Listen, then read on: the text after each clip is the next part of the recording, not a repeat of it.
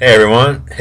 Welcome to A Street Tundra Talk. It's the day of the NFL Draft, and I got Brandon on the phone again. And we got three videos coming for you today. This first one is just going to be quick hitter, just kind of questions about what we're going to do. And then we're going to come up with our mock, our 1 through 16, and then 17 through 32. So, Brandon, thanks for joining me. Thank you for having me, Mr. Wagner. All right, I'm just going to go through some quick questions here. Just have your opinion. I have just a bunch of random questions for you here, Brandon. Scenario one: do you draft Peter Cons or do you trade back? I would trade back.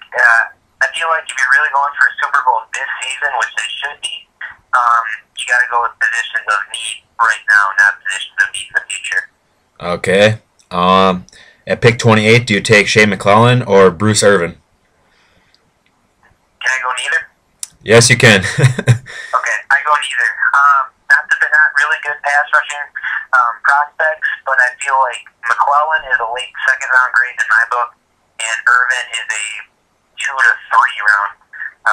So I would say neither one warrants a first round draft pick. Okay. On the third one here, you're sitting at 28, and these three players are available. Which one do you choose? Courtney Upshaw, Drake Kirkpatrick, or Harrison Smith? Okay. I'm going Upshaw because I think he's the best fit, period, in this draft for Green Bay. But I do really like Harrison Smith as well. So if Upshaw's gone, I go Harrison Smith. But otherwise, I go Upshaw first. Okay, thank you. Now we got a kind of round one and round two scenario here. Which duo would you rather have? Would you rather have Kirkpatrick in the first with Ronell Lewis, outside linebacker, in the second, or would you rather go with Shane McClellan in the first round and a cornerback in the second round like Alfonso Denard or Josh Robinson, Tremaine Johnson? That's a really tough one. I'm a little, like I said, I'm a little hesitant on McClellan, but I do really like Denard. I might have to go with the second one because I feel like Denard's a better quality in the second.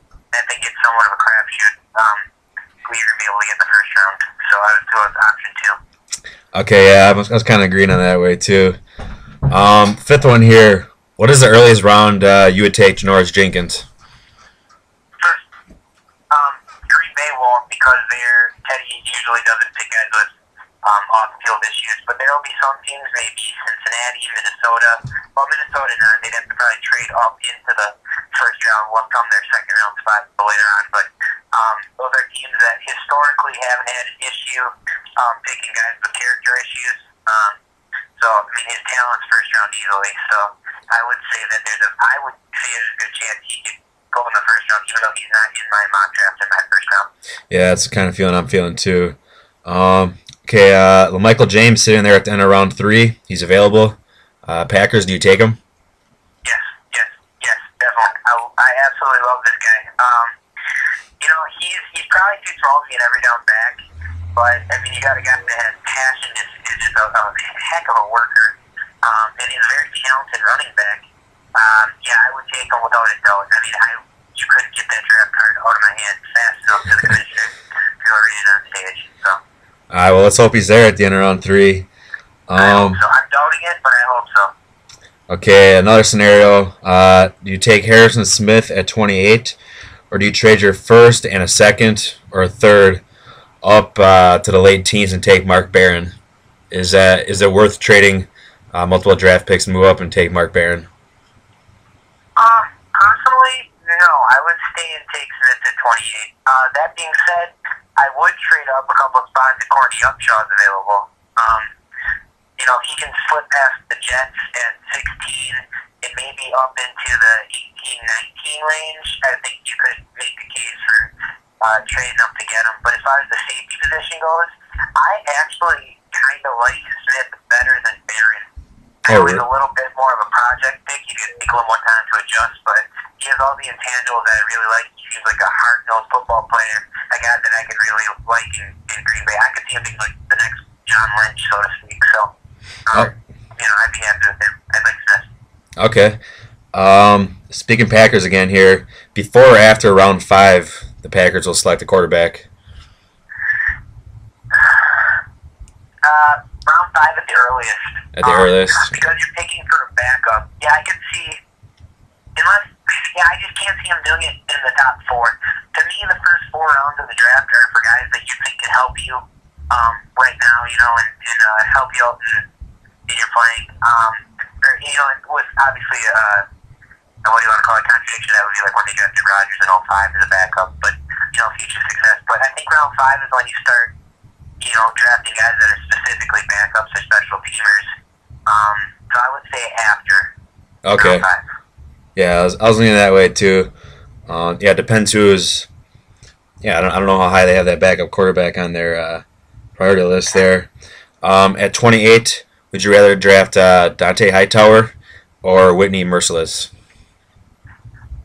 Oh man, that's hard to say. I think I'd go Hightower just because I know he is a good linebacker. The question that's going to happen though is he would have to be moved from his inside spot to an outside spot in their system. I don't know how good of a pass rusher he is. Whereas Marcellus, is a good pass rusher, you just don't know how good of a linebacker he is. I think just for safety reasons, usually I would contradict myself in saying this, but I would go Hightower because I feel like there's a less of a bust chance, whereas Marcellus does have a certain amount of a bust. I do like what you're so if we walk away with him, I'll be happy. But I think Hightower will be able to transition better to a pass rusher than Marcellus will to being a linebacker. So. Yeah, I would agree. I like Hightower. I think Capers could use him in their scheme. Just put him all over the field. And you know what? Maybe Desmond Bishop. Bishop has shown some pass rushing ability. If push comes to shove, if you have to, why don't you try Bishop on the outside and let Hightower play inside? I don't know. It's just an option. I'm not saying it's a good choice, but I think you can do it. Yeah, I think he's just a good football player. Next one, at 28, would you rather take Dontari Poe or Michael Brockers?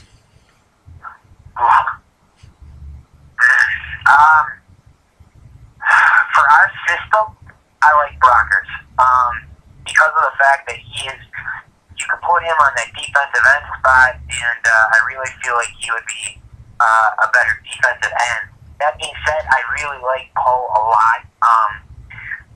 But I feel like with him, he's a guy that weighs in at about 346 pounds. Though he is a fantastic athlete, I feel like you almost have to move B.J. Raji out to an end spot, which also isn't a bad idea, by the way. I mean, I think Raji can do it. But I would say that Brockers, to me, fits better in our system. But, either one of them would be a welcome addition to our squad. Yeah, I agree with you. For the entire draft, Packers, do they take offensive linemen over or under 3 of them? Actually, I think 3 is a good number. I'm going to say under because I think through 2 or 3. Reason being, this year especially, I think defense is the name of the game. It's the game plan because you saw what kept us out of the Super Bowl last year with our defense.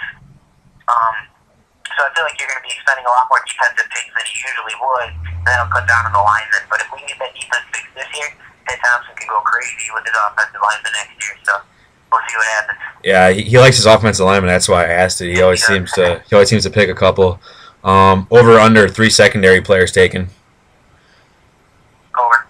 Over. Yeah. All right. I think you get 3 pass. Yeah, I think 3 or 4. You're going to need it to get a safety in the first 3 rounds. I can see them grabbing a corner somewhere in there. Or if, and this is, I don't think this will happen because I think Woodson's against it, but if you move Woodson to safety, then all of a sudden maybe you're looking at grabbing 2 or 3 corners. Later rounds are hard to predict because I think really it's more about who's there, talent level-wise, but I can definitely see 3 or 4 corners being taken, or secondary players, safety/corners being taken in this draft. All right, yeah. On to the next one here.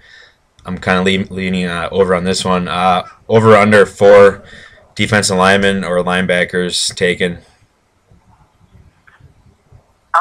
Together, I'm going to say 4 or 5, yeah. I feel like you have to get at least 1 linebacker in the first 3 or 4 rounds as a pass rusher, and I could easily see Teddy putting in another one later on in the draft, just as kind of a safety pick. And then the line spot. The line, I don't know if it's quite as big of a difference, because I almost feel like if you can get that outside linebacker who can rush the passer, you may not necessarily necessarily need a lineman who can do it, but you might give it a shot in the mid-round, see if you can find one. But there are some people that are really saying that, or mock drafts I've seen that say that Green Bay might actually take one in the first round.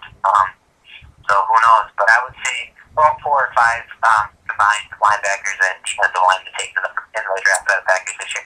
Yeah, I have a feeling they're not going to mess around. They want to get as many buys as they can to increase their odds there. Which is why they might trade down in the first round too, because you can get another second or third. That's another guy you can throw in there at one of those positions. Yeah, exactly. Any chance Green Bay drafts a tight end or a wide receiver? In the first couple rounds, or in the entire draft? Any chance you think they're going to take at least one? I think because Teddy, especially tight ends, like if you draft them late in the rounds, they can always be special teamers, and that's what Teddy looks at sometimes. In the first 4 to 5 rounds, I would heavily doubt it. But, at the end of the draft, it's really kind of sometimes the best player available. You take chances on guys that you would in the first couple rounds. I could see it happening. I'm not guaranteeing it'll happen, but I could see it. All right, I just got 2 more questions here, kind of off that last one. You kind of mentioned special teams. Does Green Bay draft another fullback this year? Maybe. I would say, again, it'd be a later in the draft. Fullbacks usually don't go very high, period, in drafts. But they won't draft one if he's not a special teamer. But if he's a special teamer, they'll draft him. They're not going to draft a fullback just for the sake of drafting a fullback, because Coon's got that part put up. But if you get a guy that can double that special teams and also be a backup fullback, definitely I think they could do it. All right, my last question here is: the Packers have 11 picks in the entire draft. Do you think they're going to finish with more or less than that 11 picks? More? Yeah. The only way that doesn't happen is if somehow I think Courtney Upshaw lasts to the early to mid-20s, in which case they could try to trade up, in which case that will cost them a few. But usually the way Ted Thompson goes is he'll trade his way back multiple times. And I don't really feel like they'll make a first-round pick tonight, because they'll probably trade back to the early 30s and try to collect some more draft picks that way. So I'm going to say they're going to end with like 13 or 14 by the end of it. Okay, yeah, that sounds. I think that too. You have a better chance of Ted Thompson collecting more draft picks than getting rid of them. Thanks for calling in, Brandon. No problem. Thanks for having me. All right, this is another episode of HE Tundra Talk. Thanks for watching.